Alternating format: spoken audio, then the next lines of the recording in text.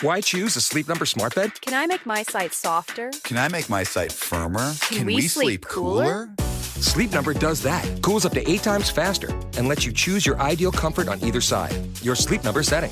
It's the Sleep Number biggest sale of the year. All beds on sale. Up to 50% off the limited edition smart bed. Plus free home delivery with the purchase of any smart bed. Ends Monday. All Sleep Number smart beds offer temperature solutions for your best sleep. Check it out at a Sleep Number store or sleepnumber.com today. Thanks for selling your car to Carvana. Here's your check. Whoa, when did I get here? What do you mean? I swear it was just moments ago that I accepted a great offer from Carvana online. I must have time traveled to the future. It was just moments ago. We do same-day pickup. Here's your check for that great offer. It is the future. It's the present and just the convenience of Carvana. Sorry to blow your mind. It's all good. Happens all the time. Sell your car the convenient way to Carvana. Pickup times may vary and fees may apply.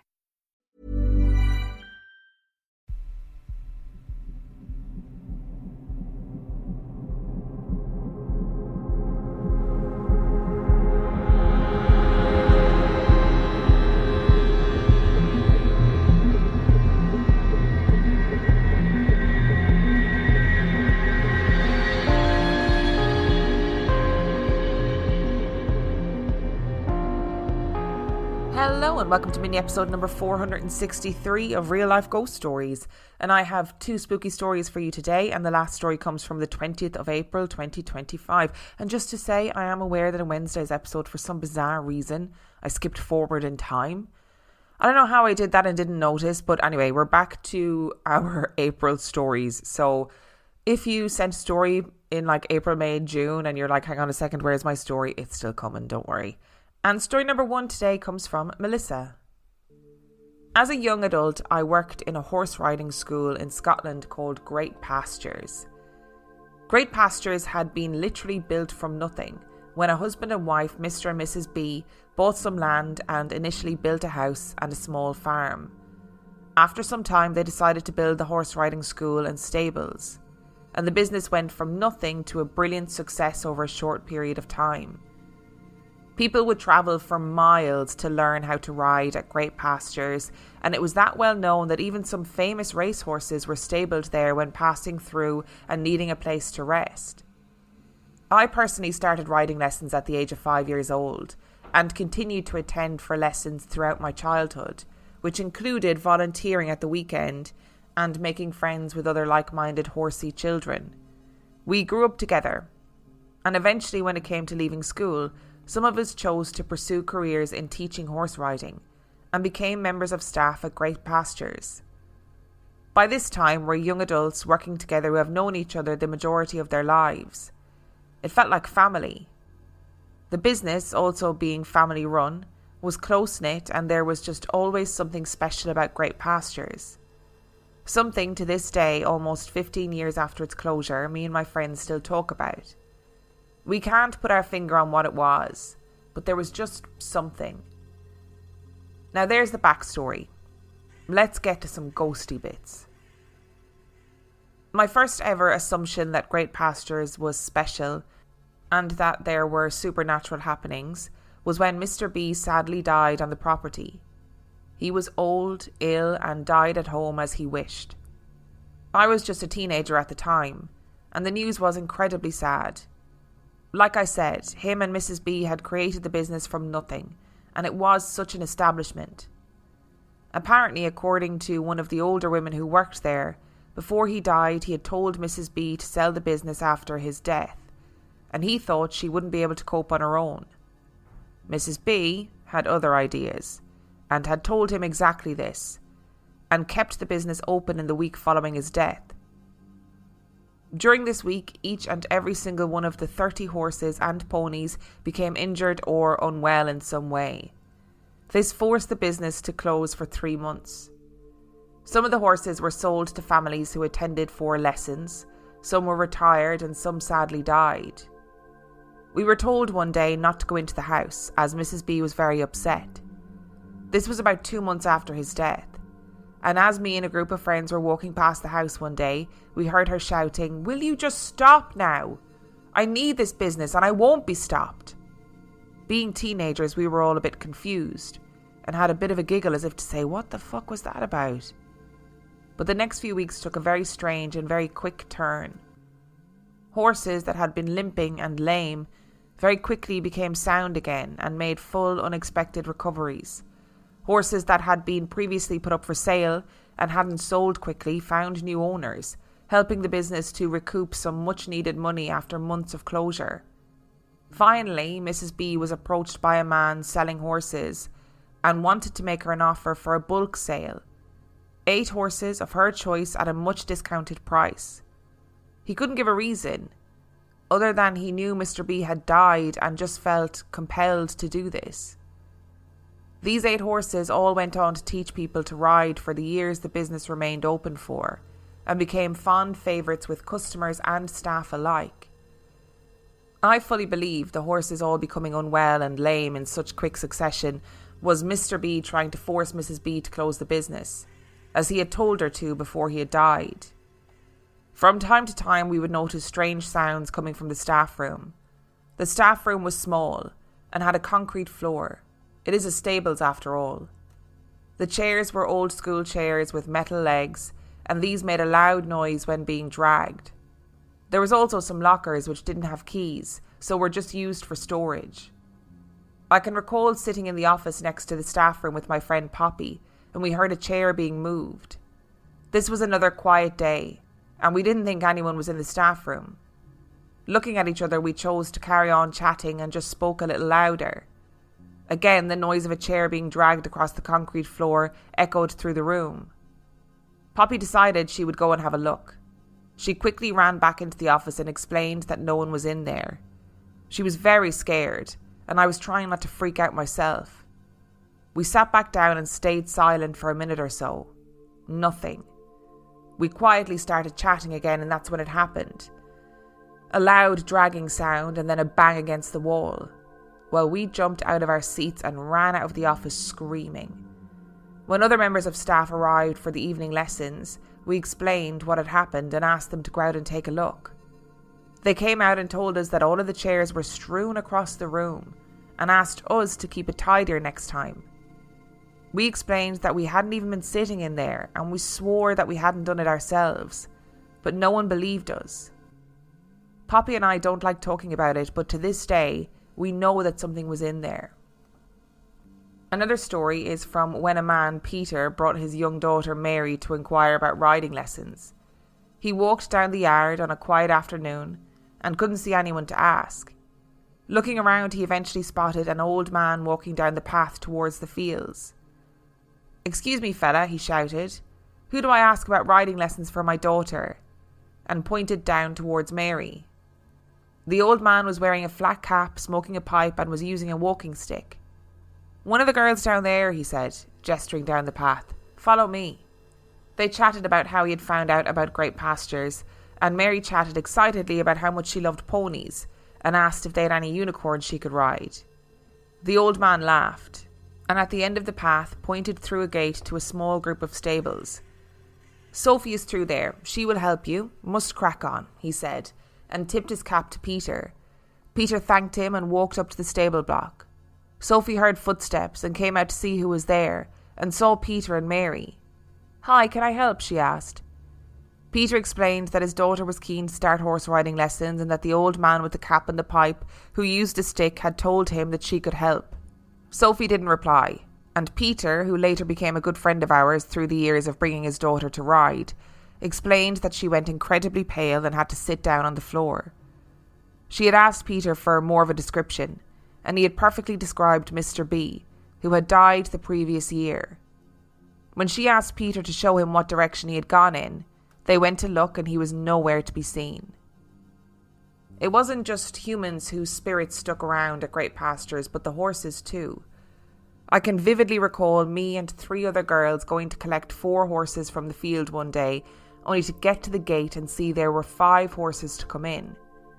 We all went back together, no idea why, to get another person to bring someone else for the 5th horse. And when we got back to the gate, there was only 4 horses again. We all agreed there had been 5, and that the horse we hadn't expected to be there was brown and wearing a purple field rug. There was no escape from this field. which was completely surrounded by very high hedges, and even if one had decided to escape, they would have been clearly visible in the adjacent fields. Weird.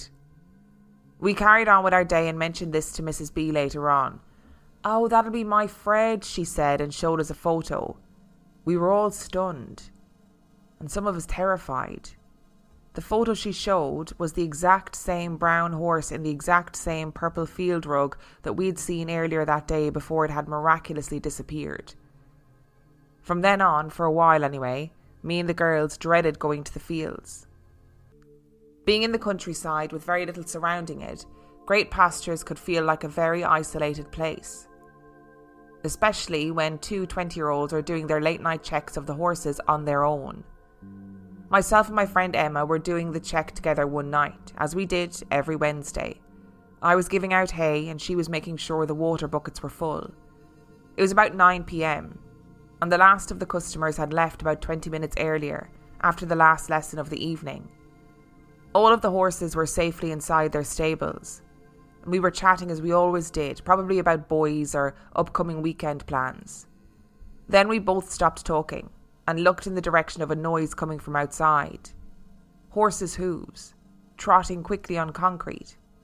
Now this wasn't a complete shock. We did have a few horses who liked to escape, and sometimes they were successful. Judging by the heaviness of the trot, we assumed it was Dylan, a big dope of a horse. And I said, "I'll go this way, you go that way, and we'll meet in the middle. One of us will hopefully have Dylan." We split up and ran, wanting to avoid Dylan reaching the pitch black fields and the chase that would have to ensue. It was so dark, and I ran as fast as I could to the path where I could still hear hooves clattering. As I reached the path, the noise stopped. I shouted out for Emma but heard nothing, so I assumed that she had caught the loose horse and was taking him back to the stables. I double-checked the field, as much as I could see in only the light of the moon, and no horses were out. Satisfied, I made my own way back and carried on giving out hay, and Emma appeared looking confused. She told me she hadn't caught a loose horse and that all the horses on the outside were locked in safely. Both of us were really freaked out and got the rest of the check done as quickly as we could. At the end of the check, we could always go in and see Mrs. B, who was now very elderly, and we told her what had happened. She didn't say anything other than, "It's probably one of the old ones back again," and sipped her tea. Emma and I couldn't believe how cavalier she was about it. The end of Great Pastures came when Mrs. B passed away, and her family chose to close the business. We were all so upset, but we had seen it coming for some time. Like I said earlier, to this day, me and my friends who grew up at Great Pastures still talk fondly about our time there. Not only that, but we all report having frequent vivid dreams about it. Vivid enough that it feels like you are there, and you can smell the smells and hear the sounds, and you wake up feeling like you have physically been there. It's almost like a visitation dream, but the thing that's visiting you is a place. We do firmly believe that there was, and probably still is, something very special about that place, and definitely paranormal things happened there. And it really does sound like Mr. B just never left, and you can understand it, right? If you put your heart and soul into a business, of course you're going to want to control it after your death. I love the fact that Mrs. B though was like, absolutely not, just give me a break, all right? I'm gonna run this business until I die, and I'm going to do it well. And guess what? She was all right. I do think it's weird that, things went really badly wrong after he died, after I suppose his wish wasn't fulfilled. And I do think that Mrs. B absolutely had the right to go, no, I am going to continue this business and I will be able to do it on my own, right? And it is weird that things went wrong and then things miraculously went incredibly right afterwards. And it does sound like he spent a lot of time making himself known, dragging the chairs around. Is very much like, I am here, you will hear me, I'm going to make this noise so that you are aware of my presence. And then to be physically seen walking the land. I wonder if other people have seen him but not realised who he is, not realised that he is a spirit or an entity. Because of course if you just, aren't aware of the place's history and you see an old man having a stroll, smoking a pipe, and you're having a chat with him, you're not going to think anything untoward. But I can't imagine what Sophie must have felt like. She must have just been like, oh my fuck, that is terrifying. Equally, we've had a lot of stories about horses coming back and the spirits of horses coming back to the stables that they lived in. And I've never been on a horse. I don't know much about horses.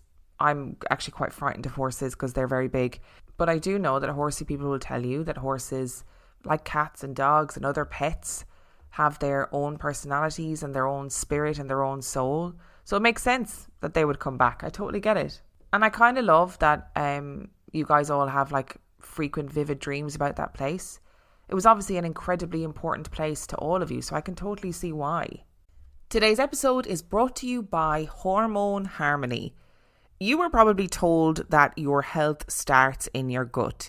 But if you're a woman, it starts with your hormones. And I can tell you from experience that when your hormones are off, everything is off, including digestive issues, mood, energy levels, weight management, and so much more. Hormone Harmony is a game changer for women struggling with hormonal imbalances that leave them exhausted both physically and mentally.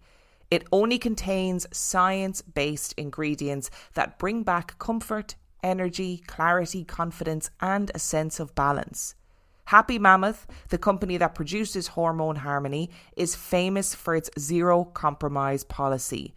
No GMOs, artificial fillers or flavours or any other junk.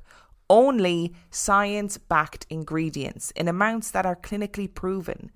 The company surveyed 1,831 women to see how Hormone Harmony helped them. And the results are pretty mind-blowing. 86% of women started losing weight, 77% say it improved their mood, and 100% said they're feeling like themselves again. Hormone Harmony has over 50,000 raving reviews from women all over the world, with 98% of them saying they'd gladly recommend it to their family and friends. You can try Hormone Harmony risk-free and get 15% off your first order with code GHOSTPOD at checkout. That's code GHOSTPOD for 15% off your first order. Why choose a Sleep Number smart bed? Can I make my site softer? Can I make my site firmer? Can we sleep cooler? Sleep Number does that. Cools up to 8 times faster and lets you choose your ideal comfort on either side. Your Sleep Number setting. It's the Sleep Number biggest sale of the year. All beds on sale, up to 50% off the limited edition smart bed, plus free home delivery with the purchase of any smart bed. Ends Monday. All Sleep Number smart beds offer temperature solutions for your best sleep. Check it out at a Sleep Number store or sleepnumber.com today. Thanks for selling your car to Carvana. Here's your check. Whoa, when did I get here? What do you mean? I swear it was just moments ago that I accepted a great offer from Carvana Online. I must have time traveled to the future. It was just moments ago. We do same-day pickup. Here's your check for that great offer. It is the future. It's the present and just the convenience of Carvana. Sorry to blow your mind. It's all good. Happens all the time. Sell your car the convenient way to Carvana. Pickup times may vary and fees may apply. The key to good skin is hidden deep in the ocean. Osea's Undaria algae body oil harnesses the powers of Undaria seaweed for silky, soft, and glowing skin. Clinically shown to instantly improve skin elasticity, Osea's Undaria algae body oil isn't your typical body oil. Get 10% off your first order with code SEAWEED10 at OSEAMalibu.com. Plus, free samples with every order and free shipping on orders over $50. And our second story today comes from April. I was working and living in Liverpool, but I'm originally from a small village in County Antrim, which I've since moved back to. In 2022, my granny on my dad's side had started to have a decline in health gradually. I wasn't able to be home to see her because I was working full time, and I was also suffering from the effects of undiagnosed kidney failure, so when I wasn't working I was too poorly to even leave my house, let alone make the short journey home. In September 2022, I woke one day with the most intense need to return home, like a really bad homesickness that I just couldn't shake. It wasn't that I wanted to go home, but that I needed to. The feeling to go home was so intense that I booked a flight that day and went home the next week. After being in my village for a few days and finally getting to see my granny, she passed on the 30th of September, just a few days after I arrived home. I was so lucky that I decided to make that trip home and have that short but much needed time with her before her passing. I genuinely feel that someone was telling me to go home and see her and be there for her before she passed. To me, it genuinely feels like I had spirit guides telling me that I needed to go home and be there for her and my family and be able to be there for the wake and the funeral. The feeling was so intense and so perfectly timed that I feel like whoever or whatever told me to go home knew her time was near. And I've never had that feeling again since. If I didn't have that intense need to go home, I probably wouldn't have gone and would have missed out on that short time with her. Not spooky, but I've never been more grateful to whoever gave me that push that I needed. I love stories like this. Just short and sweet, and kind of gives a sense that there's something else in the universe that's looking out for us, whatever that is, whether it's just a connection between you and your granny, you know, because we have those connections with people, and I think sometimes they're deeper than what we think. I think sometimes they're deeper than what we conceivably know. And it's a beautiful thing to get to spend time with somebody before they pass away, to know that they are going to go, and to get the time to spend with them and know that that time is meaningful, you know? And maybe it's not anything bigger than ourselves, you know, maybe it's not like the universe or spirit guides or God or whatever it is that you believe in. You know, maybe it is just intrinsically the link between two people that you, I don't know, that you sense their energy, their spirit, whatever it might be. It's another one of those things from the podcast. You know, I am skeptical about a lot of paranormal stuff, but it is another thing that I think, yeah, maybe when you hear about these connections between people that we just don't really fundamentally understand. Thank you so much for listening to today's episode. Thank you to Melissa and Emma for sending in your stories. Remember, the last story came from the 20th of April 2025. And if you would like to send in your story, you can do so by emailing it to reallifeghoststoriespodcast@gmail.com. You can also check out the website reallifeghoststoriespodcast.com. And if you are desperate for some extra content, you can subscribe to the Patreon. That is patreon.com/reallifeghoststories, where for $5 a month or for $2 a month, you can get access to heaps of extra content, as well as every single main and mini episode completely ad-free. And on that note, I shall see you next time. Popsicles, sprinklers, a cool breeze. Talk about refreshing. You know what else is refreshing this summer? A brand new phone with Verizon. Yep, get a new phone on any plan with Select Phone Trade-in and My Plan. And lock down a low price for 3 years on any plan with My Plan. This is a deal for everyone, whether you're a new or existing customer. Swing by Verizon today for our best phone deals. 3-year price guarantee applies to then current base monthly rate only. Additional terms and conditions apply for all offers.